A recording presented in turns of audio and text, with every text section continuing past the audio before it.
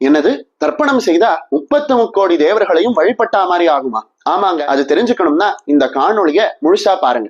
நாம தர்ப்பணம் செய்யும் பொழுது நம்மளுடைய அப்பா, அப்பாவினுடைய அப்பா, அவரினுடைய அப்பா அப்படின்னு 3 தலைமுறை முன்னோர்களை நாம வழிபடுறோம். இதுல நம்ம அப்பாவை வசுக்களினுடைய ரூபத்திலையும், நம்மளுடைய தாத்தாவை ருத்ரர்களினுடைய ரூபத்திலையும், நம்மளுடைய கொள்ளு தாத்தாவை ஆதித்யர்களினுடைய ரூபத்திலையும் பார்க்கிறோம். இந்து தர்மத்தின் படி 33 கோடி தேவர்கள் அப்படின்னு சொல்லக்கூடிய ஒரு கணக்கு இருக்குன்னு நம்ம அத்தனை பேரும் கேட்டிருப்போம். இந்த கணக்க எப்படி இந்து தர்மம் சொல்லுது அப்படிங்கிறத பார்த்தோம்னா, அஷ்ட வசுக்கள், அதாவது வசுக்கள் அப்படின்னு சொல்லப்படக்கூடிய தேவர்கள் 8 பேரு, ருத்ரர்கள் 11 பேர், அதாவது ருத்ரன்னு சொல்லப்படக்கூடிய தேவர்கள் 11 பேரு, ஆதித்யர்கள் அப்படின்னு சொல்லப்படக்கூடிய தேவர்கள் 12 பேர்.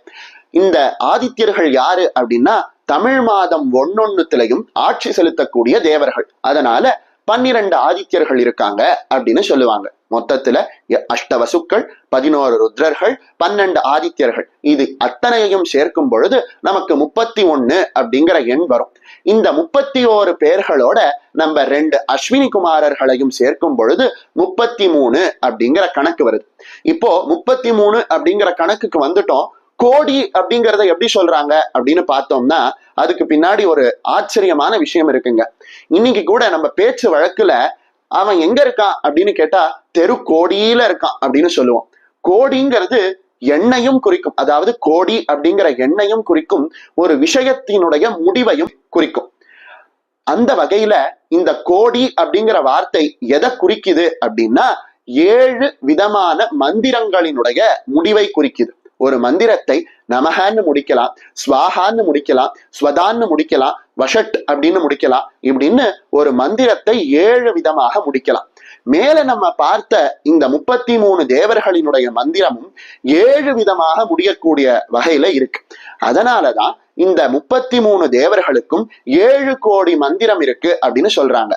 அதாவது ஒரு தேவதைக்கும் 7 விதமாக முடியக்கூடிய மந்திரம் இருக்கு அப்படின்னு சொல்லுவாங்க.